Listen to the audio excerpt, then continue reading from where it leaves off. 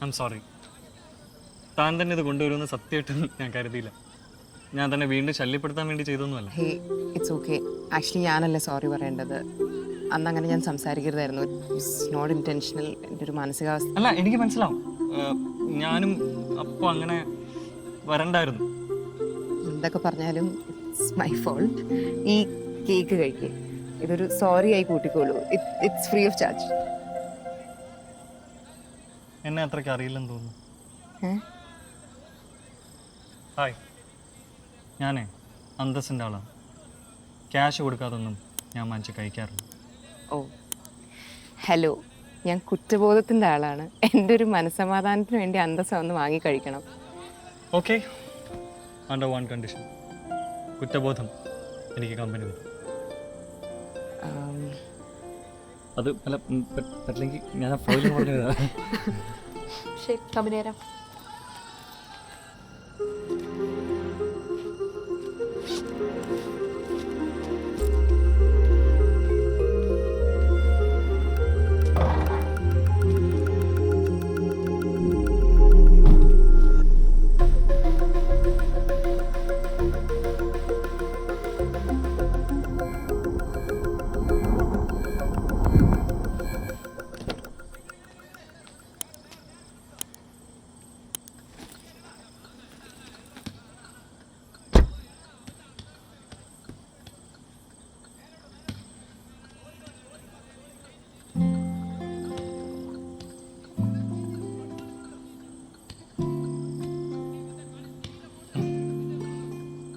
സത്യം, ഞാനിവിടെ ഒരുപാട് സ്ഥലത്തുനിന്ന് കോഫി കുടിച്ചിട്ടുണ്ട്. പക്ഷേ ഈ സെയിം ടേസ്റ്റ് എനിക്ക് കിട്ടിയിട്ടില്ല.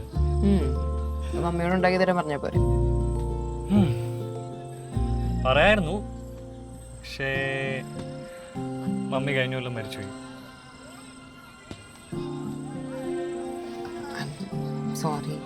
ഏയ് എന്തിന്, ആ വിഷമത്തിൻ്റെ ഫേസൊക്കെ എപ്പോഴേ കഴിഞ്ഞു. എന്തായാലും തനിക്കിപ്പോൾ മനസ്സിലായില്ലേ എൻ്റെ കോഫിയോടല്ല എൻ്റെ ഒബ്സെഷൻ.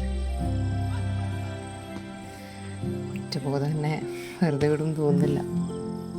ഒന്ന് നിർത്തുവോ? ഇതിലത്രയ്ക്ക് വിഷമിക്കാനൊന്നുമില്ല. ശരിയാ, നമ്മൾ ഒരുപാട് സ്നേഹിച്ച ഒരാളെ ഇനി ഒരിക്കലും കാണാൻ പറ്റില്ല എന്നൊക്കെ ഓർക്കുമ്പോൾ ഇച്ചിരി വിഷമമൊക്കെ തോന്നും. പക്ഷേ അവരുമായിട്ട് നമ്മൾ സ്പെൻഡ് ചെയ്ത സമയത്തിൻ്റെ ഓർമ്മകളുണ്ടല്ലോ, അതൊന്നും ഉണ്ടാവില്ല. You know what I mean? think I do. Mummy എപ്പോഴും പറയും സമയമാണ് സ്നേഹത്തിൻ്റെ അളവ് പോലും.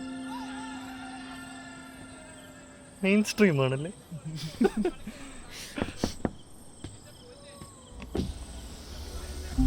യെസ്,